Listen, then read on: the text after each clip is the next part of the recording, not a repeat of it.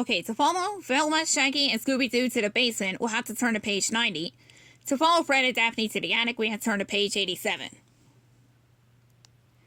Page 87 first. Fred and Daphne followed the muddy footprints up into the attic. They ducked their heads below the low-hanging ceiling. All around they see old furniture and boxes. A trail of dirt and broken glass leads to a partially hidden trunk. Fred finds an oil lamp and some matches. He lights it, casting a warm glow over the room and illuminating the trunk. The flickering flames that cause shadows to creep and dance on the walls. Like ghosts. Look, Fred, Daphne says. More clues. She points to a clump of fur caught on the hinge of the trunk. Fred crouches near the trunk. He says, "Open the trunk. I bet you whatever is inside will be a break in this case." Now, Daphne unhooks the latch and slowly opens the trunk. The lid lifts back to reveal the Minotaur's head. Daphne lets out an ear-piercing scream. Ah! Now, Fred almost drops the lantern for fright. Now, he bangs the light closer to the head. Now, "Jeepers, Daphne," Fred says. "It's a rubber mask. The Minotaur is a fake." Now, Fred hands the lamp to Daphne and pulls out the mask. There are mechanics inside to make the eyes glow and the nostrils blow steam. Folded beneath it is the rest of the Minotaur costume. "Well, it looks like we solved one mystery," Daphne says. "But we still don't know who is the real menace behind the mask." "And where the stolen valuables are hidden," Fred adds. "Let's go find the others to get to the bottom of this," says Daphne. Fred agrees and blows out the lantern. The two friends bundle up the costume and take it with them. Then they head downstairs to the basement. The work of Mr. Ink is never finished. Well, that's a better ending than... it's the ones we've been finding here.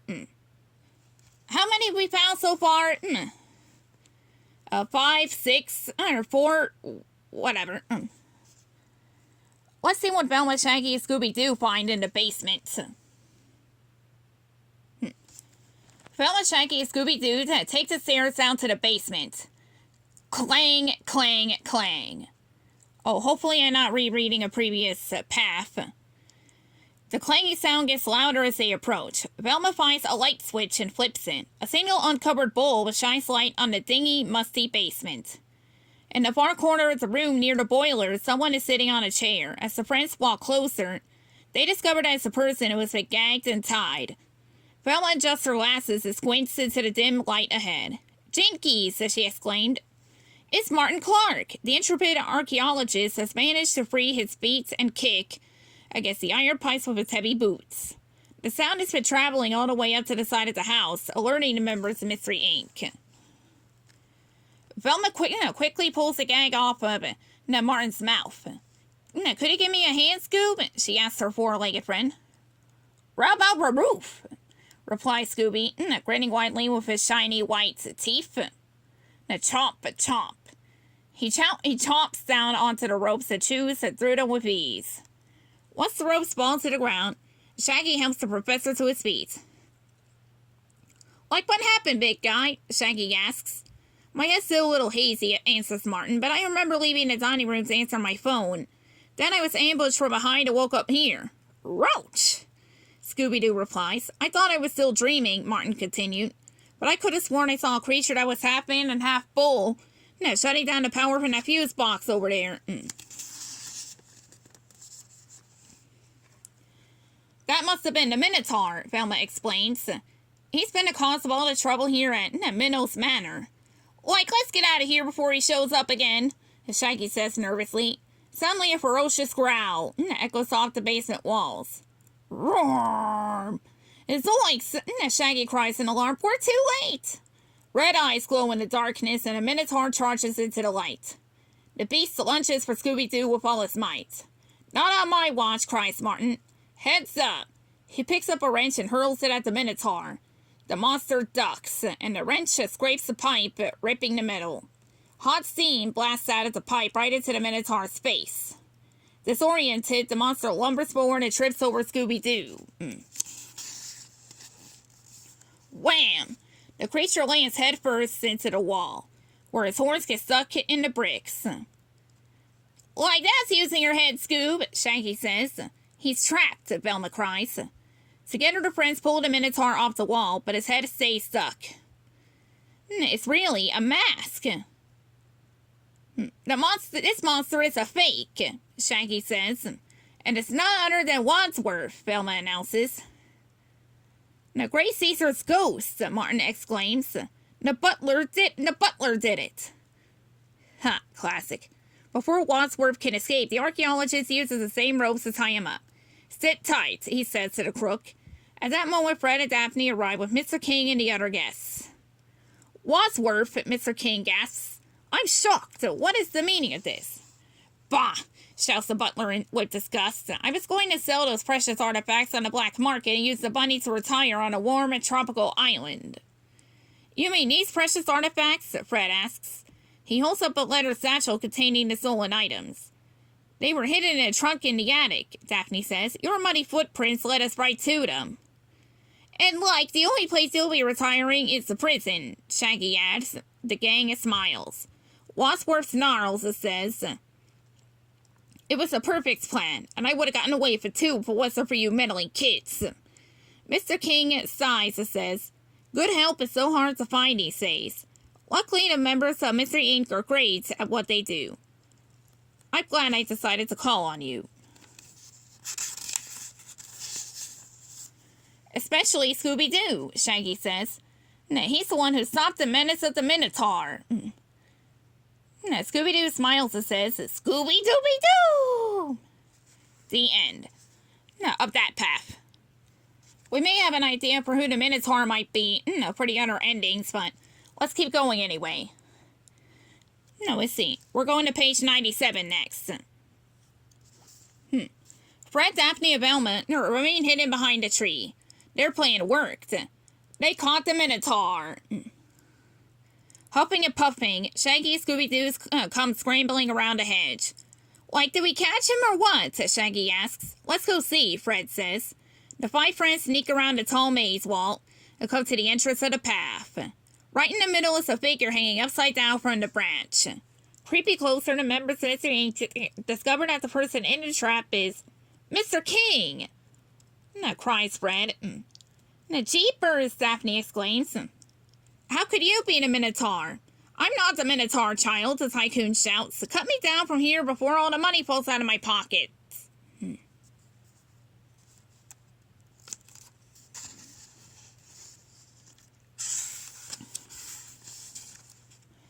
After the friends release Mr. King from their trap, he tells them how he followed the sound of the commotion into the clearing. I saw that terrible monster chase you down its path, and so I came along to help, Mr. King stated. Then before I knew it, the world turned upside down. Sorry about that, Fred says. Like, if you're not the Minotaur, that means he's still out there, Shaggy says nervously. Ruh-roh, Scooby-Doo adds. There he is! The friends turn to see the Minotaur standing behind him. His eyes glow red as steam puffs out of his nose. He is walking the only way out of the maze. Zoinks! Shaggy cries. Like we're doomed! And that's already the end of that one path. Now we're going to page 99. We see for the next path. Fred, Daphne, and Velma sneak slowly around a hedge. They see a mysterious shape dangling in the air, lassoed by the vine. Numerous appendages flail aside while the creature howls. Hurroo! Upon closer inspection, the friends discover what the creature really is. Jeepers! Gasps Daphne. We caught Scooby and Shaggy! The two friends are tangled together and hanging upside down from the branch. The candy treats and snacks to tumble out of Shaggy's pockets. Like your trap certainly works, Fred. Shaggy says, twirling around above him. I feel like a pinata. Drat. I thought we got the drop on the Minotaur, Fred said, letting out a sigh. I guess he got away. Suddenly a dark shadow falls over the gang. Rush again! Scooby-Doo shouts, still hanging in the tree. He hugs the Shaggy tightly and closes his eyes. The others turn around to see the Minotaur. His red eyes glow. Steam puffs out of his nostrils like two exhaust pipes. The beast scrapes his hooves against the ground, readying himself to charge at any moment. Roar! The monster lets out a terrible roar that echoes through the night. Jinkies, Velma cries. I got an idea. Run for it! Fred, Daphne, and Velma race down the path back to the tree. The Minotaur gives chase, stampeding after them with powerful lightning-quick speed. This time, Fred and I are going to be the bait, Velma says to Daphne. Then she leans over and whispers the rest of the plan into her friend's ear. Dump, dump, dump. The Minotaur clears the hedge and pounds down the path. Daphne hides behind a tree, disappearing from view. Hey, Furball, Fred shouts. Catch us if you can.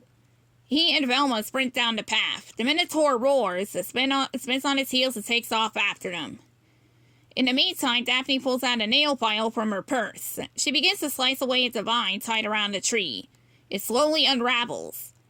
Fred and Velma run back around to where they left Shaggy and Scooby-Doo. The Minotaur is hot on their heels. Approaching their friends, they both shout, Now! They dive for cover.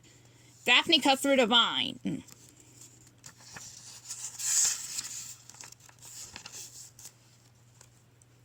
In a flash, Shaggy and Scooby-Doo fall from the branch. They come crashing down right on top of the monster. Wham! The monster is pinned to the ground beneath Shaggy and Scooby-Doo. The beast kicks and bucks, but he cannot move beneath the weight of the two friends. Luckily, they both had a hefty breakfast this morning. Zoinks! Shaggy cries. Looks like we got the drop on the Minotaur after all. Rawr! He snarls. At that moment, Mr. King arrives with the other guests. They have followed the sound of the commotion. The Minotaur, Miss Nautilus says in alarm. He's real. He's a real fake, Fred says, ripping off the Minotaur's mask. Mr. King gasps when he sees the monster's true identity. Martin Clark! But why? Oh, this is different. The professor struggles to free himself, but the combined weight of Shaggy and Scooby-Doo is too heavy to move.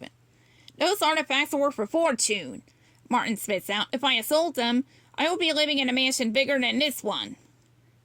Well, the only big house you'll be staying is in prison, Shaggy says. Rah! Scooby-Doo agrees. Wadsworth walks over and announces, I've alerted the authorities and they are on their way. Excellent news, Mr. King says. A great big thanks goes out to the members of Mystery Inc. for solving another case. Do you have anything else to say, Dr. Clark? Fred asks. My Minotaur plan was flawless, he snarls. I would have gotten away with it too if it weren't for you meddling kids. Famous last words, Daphne says. And so are these, adds Velma, pointing to Scooby-Doo. Grinning from ear to ear, the Great Dane replies, Scooby-Dooby-Doo! And the end of yet another path.